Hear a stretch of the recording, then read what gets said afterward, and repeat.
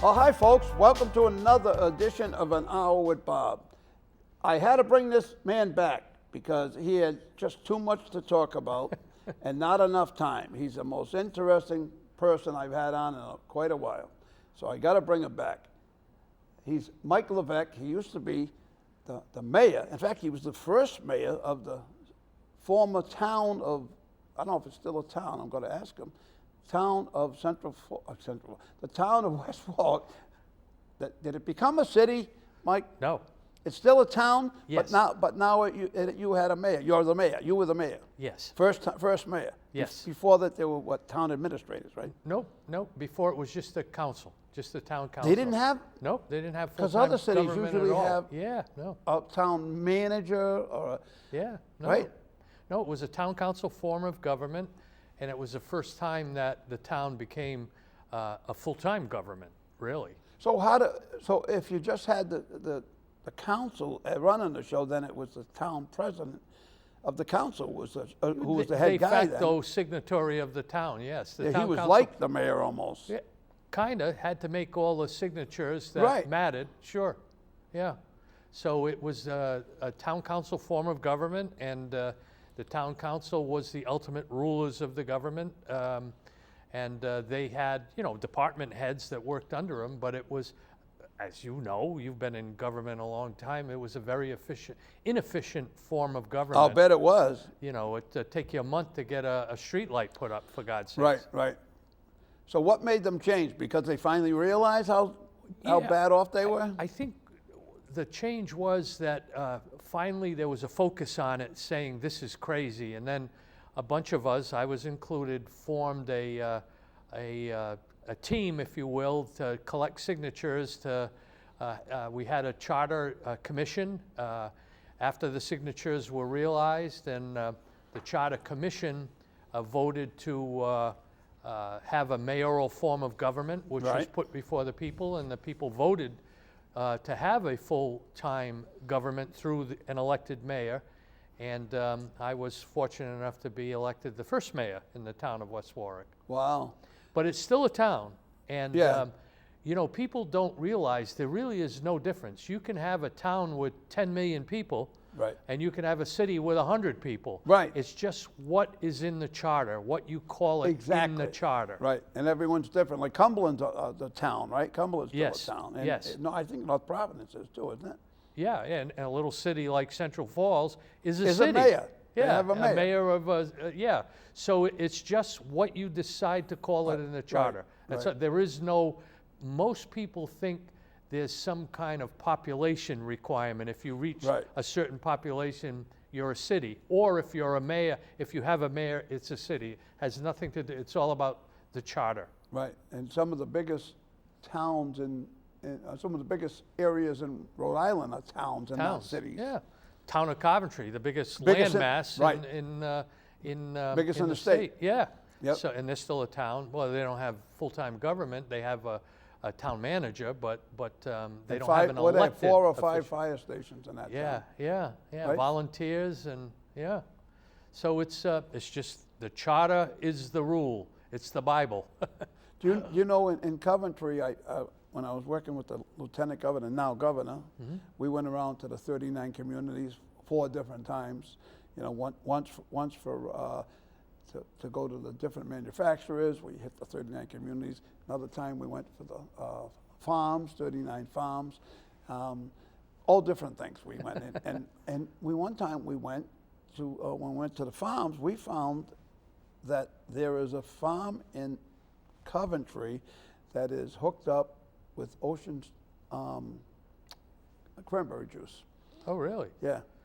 There's 2,800 acres of cranberries in Coventry, Rhode Oh, Island. there's some beautiful farm. I mean, there's places, as you know, in Coventry. You swear to God, you're in the middle of Vermont. Just gorgeous. yeah. Horse farms, and Coventry's a beautiful It community. is. No question about it. And there's an awful lot of villages, Yeah. right? Yeah, in Village of Coventry. Green, yeah, sure.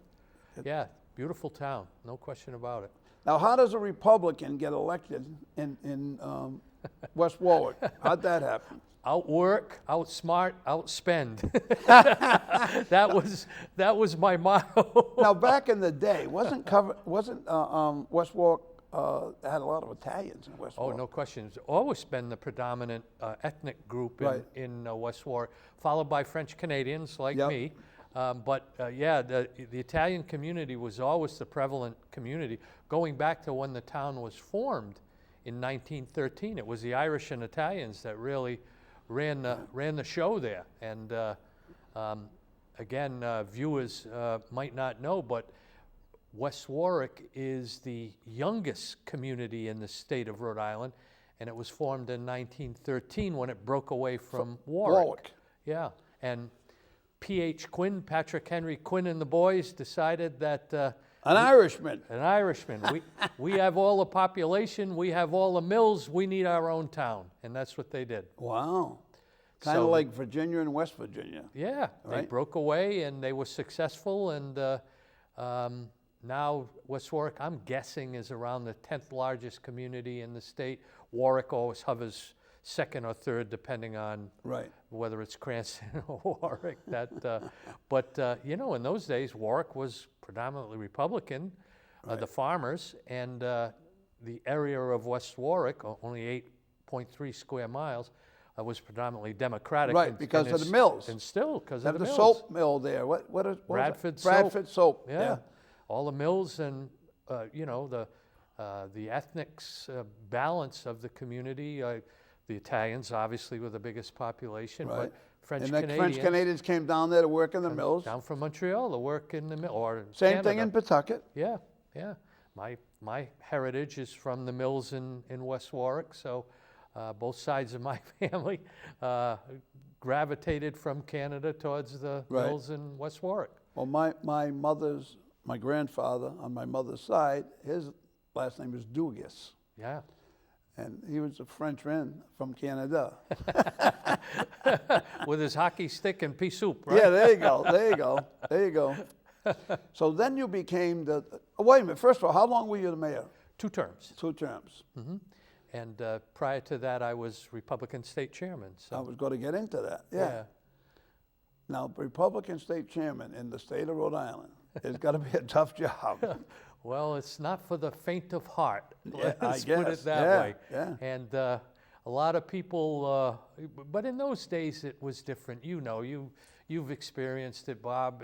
In those days you fought like hell, but then you went and had a beer together. Right. It wasn't vicious. It like wasn't, this, it's awful today. U.S. politics is terrible today. Yeah. Terrible. What happened to the days of the Kennedys and even the Nixons? You know, they battled, but like you said, they'd have a beer after. Reagan and Tip O'Neill. I was just going to say Tip O'Neill. Perfect example. Exactly. They'd go to war on the floor, and then they'd be at each other's office having a beer after. Right, yeah. That's the way it should be.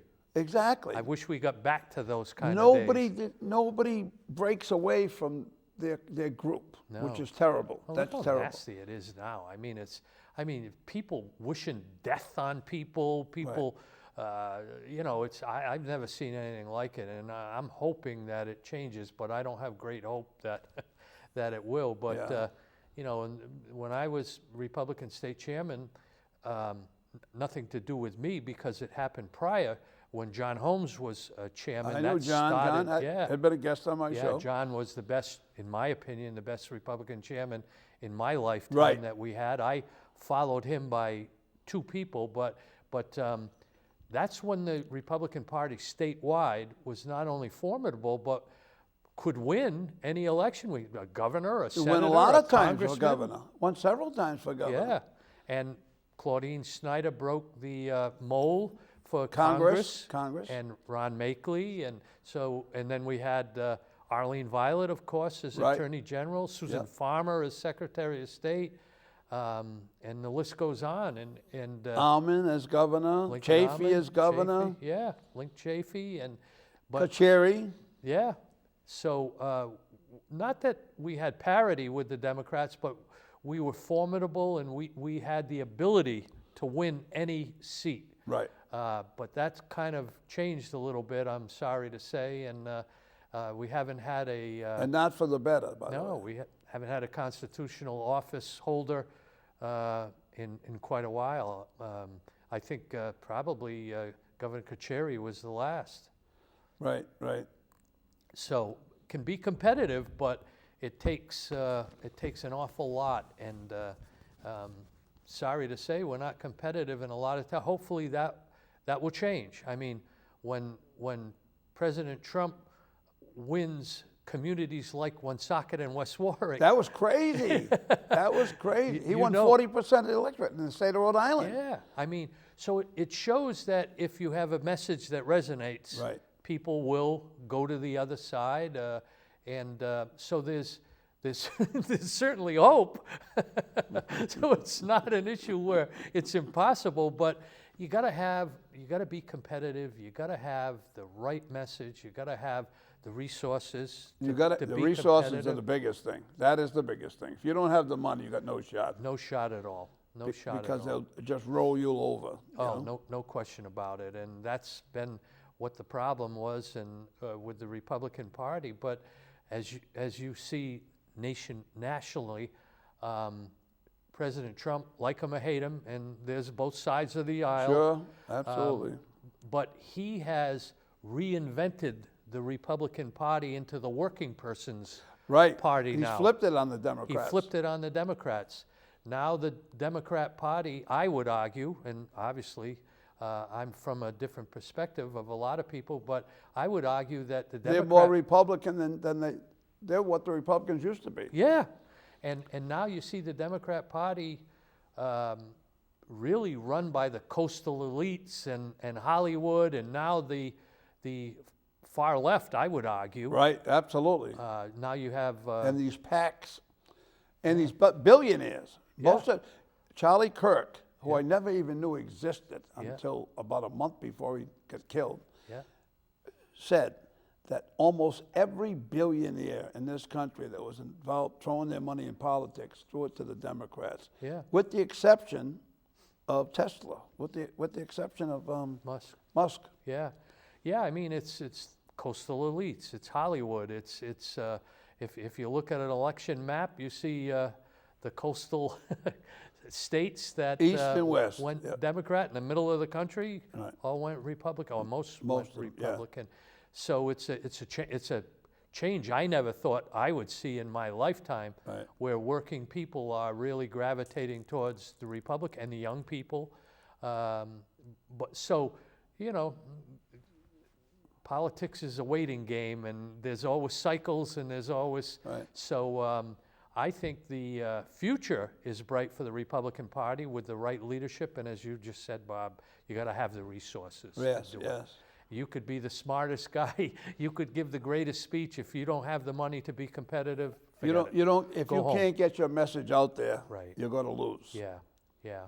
And Charlie Kirk, I never met him, I didn't know him, but boy, he could pack some stadiums with young people Right, right. that were yearning for something of value to be involved with, and he proved that he could turn out thousands and thousands of people. Very Had the right smart guy. message. Very smart guy. My No God. question about it. And he wasn't even a college graduate. No, no. I don't think he went to college You at know, all. I don't know. Or he started college, but he didn't finish yeah, college. yeah. You know. But he hit home with his message. Oh, he sure did. Too much home. Yeah, That got him killed yeah. Got him killed. Sad. because he would take on. He'd go to the colleges and he'd take on. He'd put a microphone up there and he'd let them say what they want to say and he'd argue with them. Yeah, And almost every time he would tear them up. yeah. Yeah, he's a bright guy. I've seen a lot of his speeches and presentations. He's the real deal. That I mean, who's going to replace him? I don't know. I know his wife is in the chair, but No, she can't do it. yeah, She can't do it. She can't replace him. yeah. Sadly. Yeah. Who's the guy? There's another guy that's around. I don't even know his name. He's always eating, and he talks while he's eating. You ever see him? No. Yeah. He's always eating always something. eating? He's always at some restaurant, and he talks, and he's almost everything he talks about is pretty damn logical. So the stuff he talks about. Yeah, not Ben Shapiro, is it? No. No. No. No. I don't know his name. I Okay. don't know the guy's name. Yeah. I've seen him several times. Yeah. And what amazes me is he's always digging into a sandwich or digging in with a fork, digging into food, and he'll stop in the middle of it and he'll say something, and then he'll take a bite of the food and roll his eyes. His comfort zone, right? Yeah. It's really good stuff, and he's on a lot Yeah. on YouTube. Okay. He's or Facebook. Actually, I see him on Facebook, but I'm sure he's on YouTube. Hmm. I don't even know his name. Yeah. I don't know his name, but I look at all his articles, all his things, and Yeah. everything he talks about makes all the sense in the world. Yeah. Cool. Now you did, besides being the chairman of the Republican Party, you also was the director of job training. Yeah, after Governor DePreet got elected in his first term, he appointed me as Director of Job Development and Training. So I did that, and then I left that to become party chairman, and it was... It was before, that was yeah, before. it was Okay. one of those comical conversations with the governor that said, Mike, I have 2 jobs for you. And I said, Governor, what are they? He said, you can either stay at the job that you have right now, I like what you're doing, or you can be party chairman. And of course, being the loyalist that I was, Governor, at this time, what's the most important one for you? Right. He said, party chairman. And I said, There you go. end of conversation, Governor. Whatever you want me to do, that's what I'll do. Right, So right. that's how I became party chairman. I get it. Yeah. In fact, back in the day, I was working for a mayor in Pawtucket, and he was going places. And there was a shot I could have taken a cushy city job, and he said, Bob, I don't want you to take it. He said, I'll give it to you if you want it, but I don't want you to take it. I want you with me. Yeah. He was going to run for governor or U.S. Senator, Yeah. but he got sidetracked, and that was Brian Searle. Oh, yeah.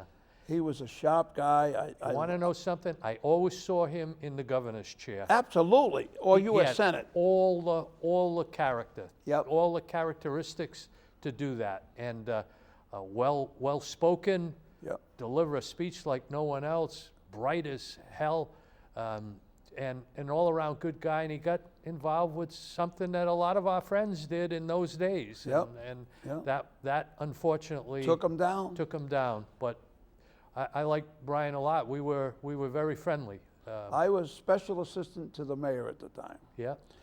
and we had made a deal. I owned a restaurant back in the day, Italian restaurant in Pawtucket called Venturini's. There's fact, a I had- surprise.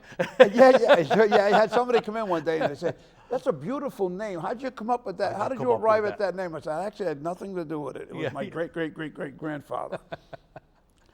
But he came into my restaurant. He had just lost the election for mayor at the time. Yeah. And well, not just lost. He had lost it a few months earlier, but like 600 votes or something. And somebody told him, he told me, he said, somebody said to me, if I want to win, I need you on my side. Because that election, I didn't work for anybody. Yeah. So he says, what can I do to get you to help me the next time I run? I said, I'm not even interested. I got the restaurant now. I'm out of politics. He goes, no, I really want you to work with me. I said, I like that, work with you, not for you.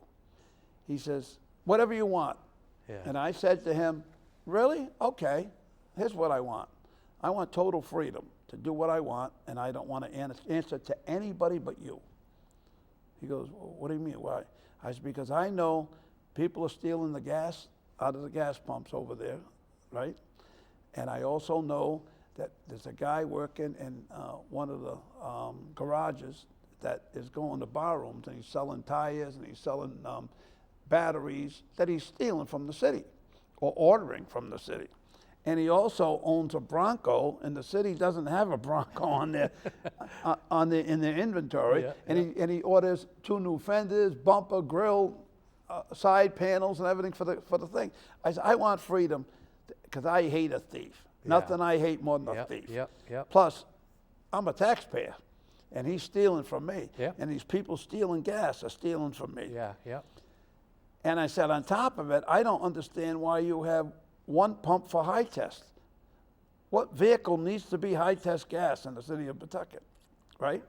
But actually it was for the guys that had the big cars, the caddies and the Lincolns that worked in some of the departments. Yep. I said, if you give me free access to go after these people, I said, I'll work your campaign. Yep.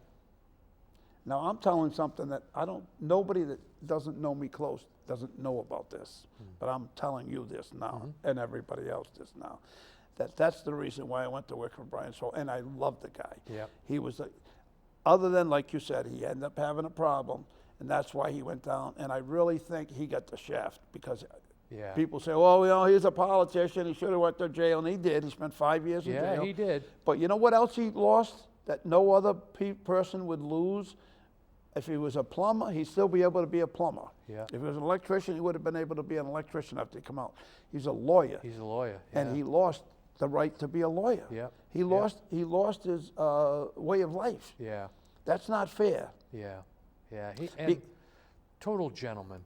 Exactly. And Total what gentleman. he did didn't have anything to do with No. his law practice. A lot of our friends had that issue, and we saw a lot of friends hurt enormously, losing houses, losing families. Losing this, losing that. Yep. But he did his time. He came out of it, and got back in business, He was selling trucks selling trucks. for Rodman Ford. Yeah, but he never looked back.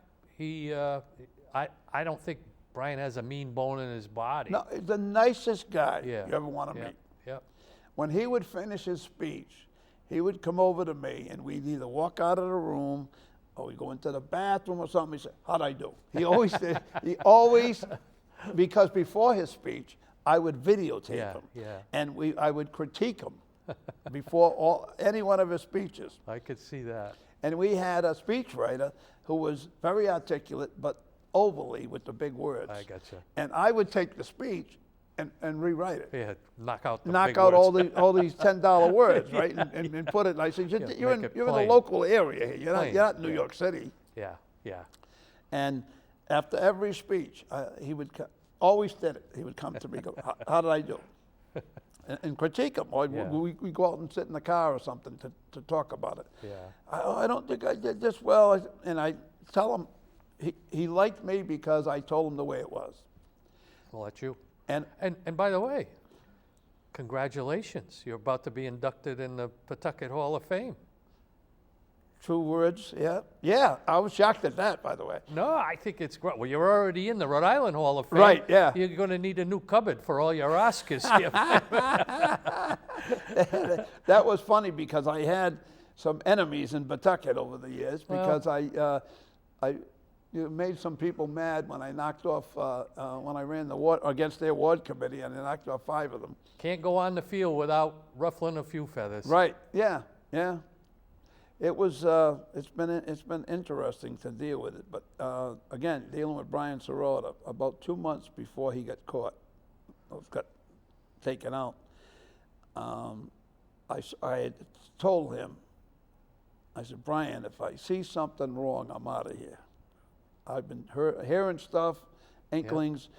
I don't really believe them, Yeah. but if I really see something, I'm gone. So we were at an event, and this guy come up to me, and he said to me, tell Brian this. I said, he's right there. You go tell him. We're at a Sunday. We're at a post in Pawtucket. Everybody's outside eating. It's in July, and the guy kept it up. He goes, you better tell him if he doesn't do this for me, if I go down, he's going down too. You go tell him yourself. I'm not your messenger. Yeah. But the next day, Monday, I walked in, and again, my office was right next to his, but his was separate. I walked into his office, I closed the door, and I didn't even sit down. I said, Brian, this guy approached me, and he told me this and this. He goes, what? No. I said, Brian, if it's any of this is true, I'm out of here. Well, he denied it, of course. And I said, okay, I'm with you 100%. But again, if I see anything bad here, I'm gone. Well, don't you know, I found out that it was true. So I went down to the payroll, and I fired myself. Or Actually, I just told them, knock me Yeah. off the Knock me payroll after this Yeah. paycheck. I'm done. Yeah. And I ran into him that Friday night at the Portuguese Social Club, big time for him. He comes walking in with his wife. He's waving to everybody. I'm over at the corner. He spots me. He goes, in the bathroom we go. Checks out to make sure nobody in. They lock the door. He goes, what the F did you do? Who fires themselves? I said, I told you if I smelled a rat, I'm gone. Yeah. And I said, oh, no way, nothing. Oh, no. You go back. You're coming Monday. You come back in Monday. I said, no, I'm not. I'm all done. Well, 2 months later, I was in City Hall, and I didn't go back. I'm in City Hall, and I was helping a friend that had been planned for months trying to get me in to see the mayor. He had a business, and needed something taken care of. So I'm sitting with my friend in the office, waiting to see Brian Searle, and all of a sudden, he comes out of a door that they never used with two guys, and out they go. So I said to the secretary, I said, what's going on here? We got an appointment. He goes, I don't know. That's the day he got nailed. Oh, wow. Wow. Sad case. Yeah. Sad case. Such potential. Oh my God, he had tall, had the deep voice, Yeah. handsome guy, Yeah. had everything going for him. Yeah. Everything going for him. And again, he was susceptible to something, and it took advantage, it took hold of him, I should say. Paid the price. Right? Because he would have definitely been the governor or I think a U.S. senator, one or the other. And by the way, he had two guys wanting to take him down anyway. Yeah. You had Arman, who was a U.S. attorney, right, at the time, and you had Sunland, who had lost twice for governor already. Yeah. So those two guys wanted him out of the picture. Sure. Because he could have beat any one of them. Yeah. Right? We'll never know. At least I think so. Yeah. So you got experience, city, state, Yeah. and the feds. You worked in the feds too. What did you do in the feds? You was Commissioner of Employment Policy? Yep. What was that all about? So both President Reagan and then President Bush 41 appointed me as a U.S. Commissioner for Employment Policy. Right. That was a commission that had 7 or 8 people, and we oversaw all employment policy for the United States, so the Department of Labor and anything related to it was a very, working for President Reagan and President Bush 41 was a very special, as you can imagine. I'll bet, absolutely. I like them both. Yeah. I like them both. So it was, you get to see firsthand how our federal government operates, and the Reagan administration, followed by Bush, 41, were exciting times in those days. Sure. President Reagan kind of set a new course. Who was more articulate than him? My God. Oh, he was, and he was as comfortable. He would be as comfortable sitting at the Modern Diner in Pawtucket as he would be with the Queen. You know what I mean? He was the same kind of guy, no matter where you went, and very disarming because he'd walk into a room, of course, command the room. He's the president of the United States, but just his way about him was very totally disarming. You sit there all rigid. Here's the president of the United States, and all of a sudden you're laughing, and he's so that was a memorable occasion. So no, I enjoyed every minute of that. Now, did you work in Washington then? No, we traveled so much. Oh, really? Yeah. Oh, yeah. We were always having meetings in different states and different. So no, I didn't have to move to Washington, which I didn't want to do, to be quite honest with you. So it was a fun experience. I'll bet it was. Yeah, I would have loved to have that experience. Yeah. No, I eat, drink, and sleep politics. Well, you got all of it there. Yeah, huh? What do you think's the state of the Republican politics or party in Rhode Island is? It's we've got a good chairman. Joe Powers is articulate, good, but he needs a cavalry. Right. He needs a cavalry, and I know he's trying to build it. He's very capable. He's very articulate. He's out there in the media when he needs to be. He does a great job on Right. that. But it's like we talked about a few minutes ago, and that is without the resources, and it's, there are a lot of candidates coming forward right now. Right. I don't see a candidate for governor yet. Elaine Polino has announced that she's going to run. She's a newcomer.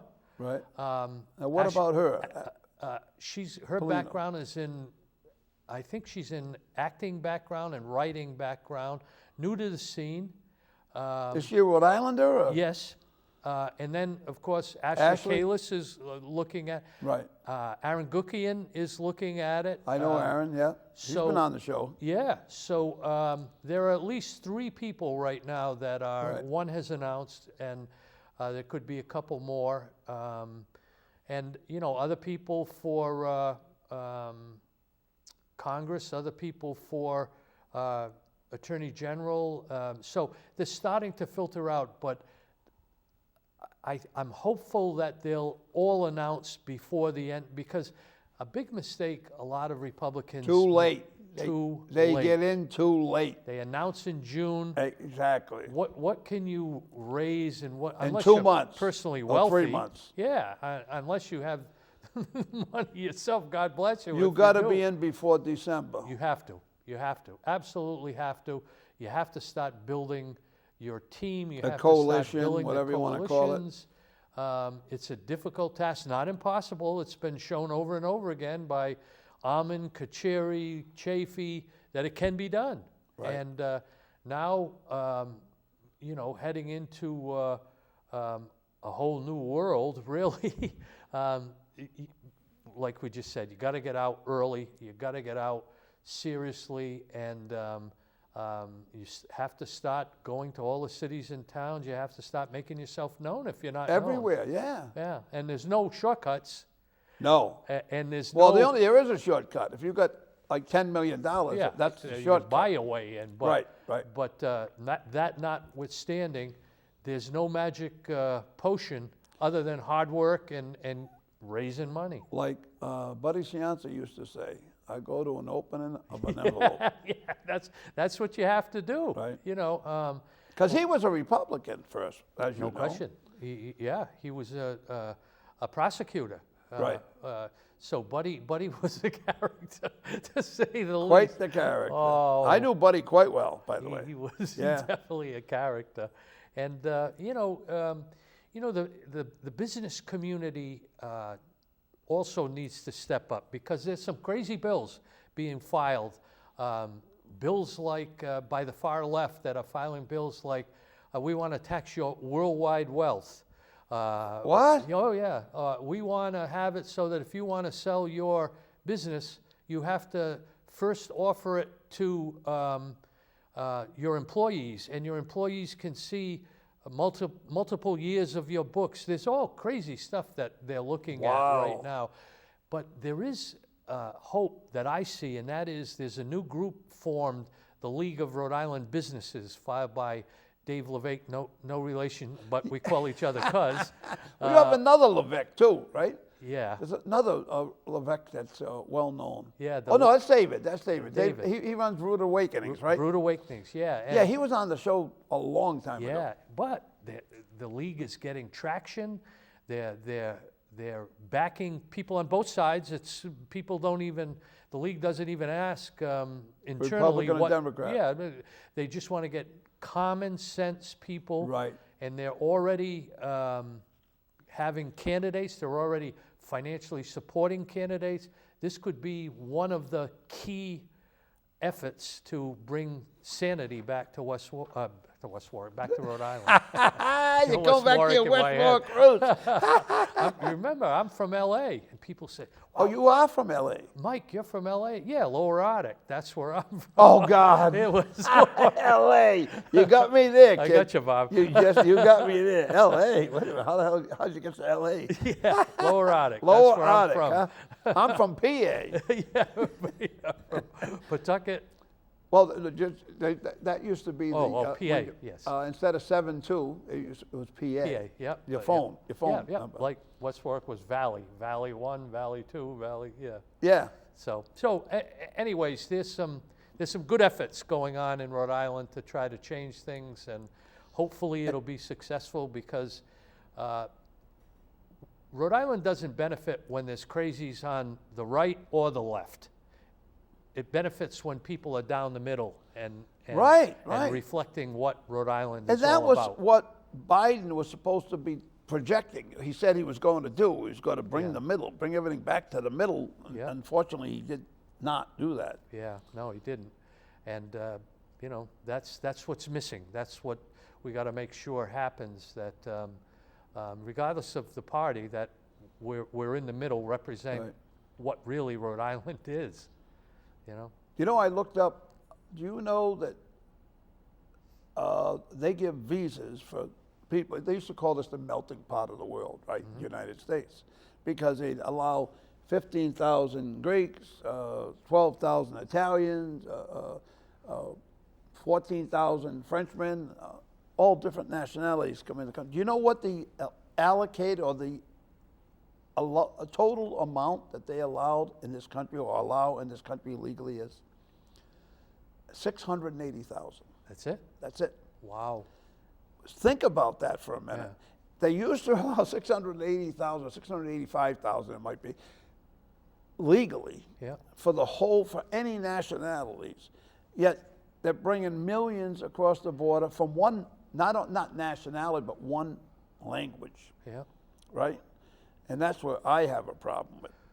Oh, there's no question. I mean, my business life, I travel a lot, and I have not seen any country that has an open border.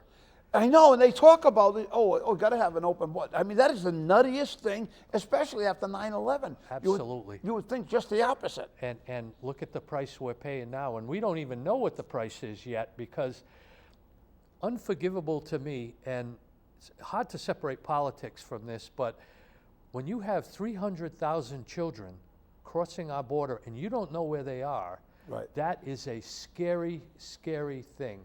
And For a lot of reasons. oh, Those kids could become susceptible to be Trafficking. trafficked. and we don't know where they are, and that's just the tip of the iceberg. Like you just said, 20, 30 million people. How do we support them? How do we, you know, to me, it's probably the biggest crisis this nation has faced in a Yep, real long yep. time. And that was sadly, supposedly done on purpose Yeah, to flood this country with illegals that would then become voters and over the years later, and build up the Democratic Party. and build up the census, and build up the number of congressional seats, and build up. So, yeah, I mean, it's unforgivable. I don't know how else to describe it. And it's there are countries that would put you on the next plane if you didn't have the right. Right. You know, so we're unique in allowing that to happen. Too much. Yes. In fact, Hungary, the country of Hungary, which I've been to a couple times, when they had that Syrian crisis, when Yeah. the Syrians were leaving the country Yeah. and going everywhere, and the Iraqis were leaving the country, they put up barbed wire. They wouldn't let anybody in. Yeah. Oh, yeah. It's I mean, that's the extreme, though. yeah. Yeah. But try to get into again- Mexico without paperwork. Yeah, huh? Forget Isn't that funny? Yeah. Yeah. Isn't that funny? Yeah. And as this guy who I don't know that does the thing, eating and talking, he talks about stuff like that. You know, Yeah. you can't go into Mexico, Oh. or you could burn the American flag and nothing would happen to you. Yep. But if you burn somebody else's flag, you're going to be punished. Yeah, in a lot of countries, Irreparably. you even say bad things about the leadership. You're going to Oh yeah, yeah, exactly, yeah. exactly. So I mean, we're just in Looneyville. We're the Looneyville.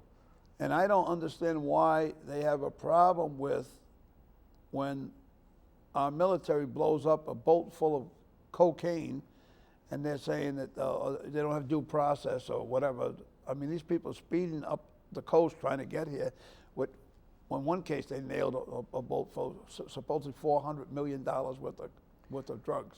When when the far left cares more about drug dealers than they do about children and kids dying in the United States because of drug trafficking, that tells you all you need to know about where they're coming from. Right. Or when they care more about people that are being let into the country, and I'm all for people coming in legally. Well, I think we all are. Absolutely. It adds to the whole dimension of what the United States is, and always has and always will. But when they start taking the sides of murderers and child rapists and over law-abiding, then something's very wrong. And you've got to have accountability. You've got to know who's coming in the country. Have to. And it amazes me that after 9/11, when 19 people come into this country, and they lived here for 2, 3, 4 years, supposedly, before they actually got on those planes and flew them into the World Trade Center. These people are coming in. You don't know who's coming in now. No. You have no idea the people that are coming across the. And you know the other thing, I've always said, I've made this prediction before. It's 2025. By 2050, first of all, we don't have a national language. We are one of the few countries in the world that does not have a national language, right? Mm-hmm. I predict by 2050 we will have a national language, and it will not be English. It will not be English. Well, it's, I mean, there are so many things that need to be straightened out. And again, I know the viewership is split down the middle, really, or perhaps tilted a little bit more to the left than the right. Right. But I think President Trump has made great strides in starting to bring us back to normalcy. Right. In immigration, in defense, in just look at how his recent visit to the Middle East and his recent visit elsewhere has brought back national pride, how respected we are by other nations again. Right. I mean, I remember the sight of, and when I travel overseas, if you badmouth our president, whether it's Biden, Obama, or Trump, you have a problem with me because I'm going to defend our country and defend our president. Right. But the view of President Biden, unfortunately, internationally, was not like we'd like to see how our president was treated. I remember him waiting on a tarmac for a foreign visitor to receive him. That never happens, and that will never happen with President Trump. Right, right. So, I mean, there's a lot to be done, but there are good things happening. When I saw the Abraham Accords, I was there in Abu Dhabi when the Abraham Accords were being signed by different nations, and I get on my plane to come back home, and there's an Israeli plane landing in Abu Dhabi airport. And I never thought I'd see that in my life. Right, yeah. And so a lot of good things have happened from the Abraham Accords. A lot of good things are happening now, settling wars and conflicts that I never thought would be settled. So we have a lot of good things that we can talk about. I just hope that we keep making progress and not going backwards. Well, I was going to get into that. Your recent article with the Go Providence, Go Local Providence. I see a picture of you with a Prince. Yes. Right? Yeah, Prince Al Turki. And we're going to put that up. We're going to put that Prince, up. Prince Turki Al Faisal. Yeah. So Prince Turki is the grandson of the late King Faisal, or some pronounce it Faisal, some pronounce it Faisal. But he and I both spoke at Harvard recently about doing business in the Middle East. He was the headliner, obviously. I'm just a kid from LA that's speaking at Harvard. Lower Arctic again. Yeah. Prince Turki was the ambassador to the United States, ambassador to Great Britain and Ireland, head of intelligence for the Saudis. He was a keynote speaker. And this is the guy you were with. Yeah, he's who I was with. So now, because of the progress, I mean, President Trump got $1 trillion commitment from Mohammed bin Salman, who is the Crown Prince and also the Prime Minister of Saudi Arabia, he got a commitment for $1 trillion. So my question is, and why I wrote about it in Go Local was, why not Rhode Island? What are we doing to, and I asked His Royal Highness Prince Turki, what are you looking for? I mean, what are the commodities? What are the programs? What do we got that we can offer? Yeah. So and his answer was startling. He said, we're looking for everything. It doesn't have to be AI. It doesn't have to be defense. It doesn't have to be oil. So my point is, why not Rhode Island? We've got some of the key defense industries in Rhode Island. Exactly. We've got some of the key industries in Rhode Island. Certainly, few places can compare with Newport in beauty and with old world style and sensibilities and all of the mansions. And history and ancestry and all that stuff. All the mansions. We have, I don't know how many billionaires that live in Newport. So I'm trying to get His Highness to come to Newport. That's what I'm trying to do. And so I've met with a lot of people, and you know, their time when they come here is so limited to seconds, really. And His Royal Highness Mohammed bin Salman is coming on the 18th, but he's going to Washington.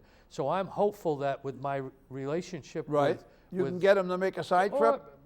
I don't know if that's possible, but certainly at another time. How about getting the governor to go meet him? Yeah, when he's in the U.S., have a little side, or even His Royal Highness Prince Turki Al Faisal, for him to come to Newport and visit and see what we have to offer. Because we have to offer more than most states do. Sure do. And it's time we started playing on the international level with people like Saudi Arabia, with people like the United Arab Emirates and Qatar and others. Why not? We can't, even if we get a no, we're still going to be in the game in their atmosphere. Right, in their eyes, absolutely. Yeah. Absolutely. So why not? Now, how many times have you gone over there to the Mideast? Oh, probably well over 30 times. Are you kidding me? No. I want to go. I told you. I want to go with you one time. I'm going to get a pension over there if I go. Yeah, you keep going, huh? But yeah, well Dubai, over 30. how many times have you been to Dubai? Oh. Everybody I talk to loves Dubai. Oh, Dubai is Disneyland for adults. Probably, well, I usually go to Abu Dhabi, which is only an hour from Dubai by car. So I've been to Dubai, I'm guessing at least 20 times. Wow. And I've been to Abu Dhabi over 30 times. And I've been to Qatar, I've been to Bahrain, I've been to the Kingdom of Saudi Arabia many times. So it's not... Now, do you go, when you fly, where do you fly into? So because I stay in Abu Dhabi all the time, I go from Boston to Doha, Qatar, and then it's a little puddle jump from Qatar over. But you can go direct from Boston to Dubai. But because I stay in Abu Dhabi, there's no direct flights to Abu Dhabi. So I have to go through Doha. And then when you get there, is it all driving? Are they that close? To Dubai? Oh, yeah. No, to Dubai or to Saudi Arabia? Or? No, usually you take a plane. It depends on where you go in Saudi Arabia. So yeah, it's a big country. Yeah, Riyadh is definitely a plane trip. Dammam, where Aramco is a little closer. But yeah, no, you take the only place that I drove to other than the Emirates, the 7 Emirates, is Oman. You can drive to Oman. Right. But most people take a plane. It's just a quick little flight, and it's easy, it's inexpensive, and it's fun. And the planes are nicer too, aren't they? Oh, they're beautiful. Yeah. Compared to the planes, domestic planes the in the United service States. is unbelievable. I know. I've been in international flights so before, and it's. I'm like, wow, what's the difference here? You know what, Bob? The first question I always get when people know that I've been there a lot is, it safe? And I say, I was going to give you that. Is it safe? It's safer than Chicago.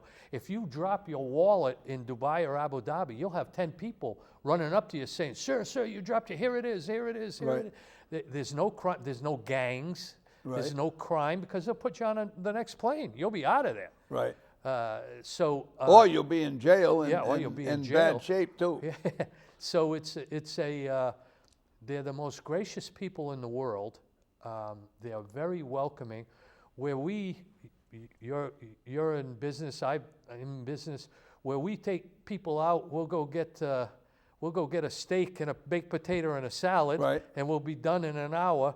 They'll take you to a place where you'll be in 3 hours Really? having dinner, and you'll think you're all done, and then another course comes, and you say, "Oh my God, do I have to eat all that?" Yeah. And the food is great. I mean, Right. it's not like it's bad. But, Really? But yeah, most people want to go to Dubai, and it's Disneyland for adults. Everything's brand new, and what I like about it is you're Italian.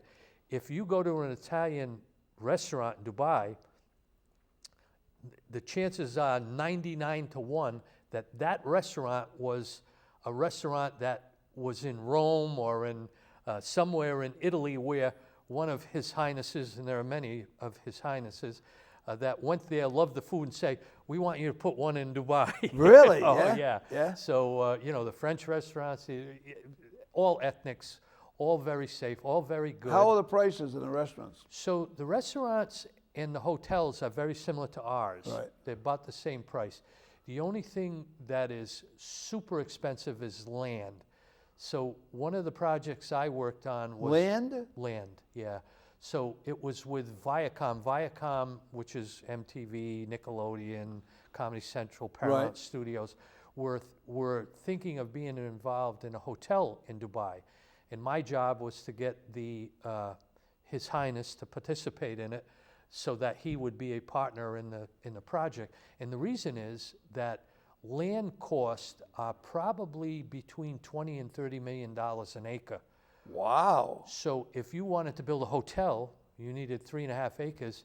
You're out of the box with a lot of money, unless Wow. you got one of His Highnesses to participate in the project, But making them a partner, in other making words. them a partner, and the land would be free. Right, yeah. Well, not really. Well, not really. Yeah. Oh, yeah. Believe me, they if you drop a nickel, they'll hear it, and then they'll spend $10 million like it's you and I spending $1 for a coffee. Really? That's just crazy. But they're nice people, and Yeah. what I like about it most is we're still a gold standard to them, which is pretty cool. Right, exactly. The U.S. is the gold standard. Right. And it's still pretty cool. And I understand the malls are fantastic Oh over my God. there. Well, in one of the malls, in the Emirates Mall in Dubai, you can ski. And I'm not talking about a little ski run. You can ski? Yeah, they have skiing in the mall. And it's a quad chair. It's so big. Is it like the Mall of America? Yeah, it is. Yeah? It's very similar to U.S. malls. Matter of fact, now, probably starting pretty soon, you walk in the mall in Dubai or Abu Dhabi, it's all dressed up in Christmas lights and Christmas. Really? Yeah, I mean, they respect our religion, no question about it. So, and there's no dress code. When you're over there, you can wear your regular clothes. Yeah. You don't have to get in a robe? No. No. I can see that. Yeah, no condoras for me. But no, they're very respectful. They're old school. They're very formal, so you have to wear a suit when you're meeting with one of His Excellencies. That's all. I like that. Or His Highness, but they have very much relaxed their own code.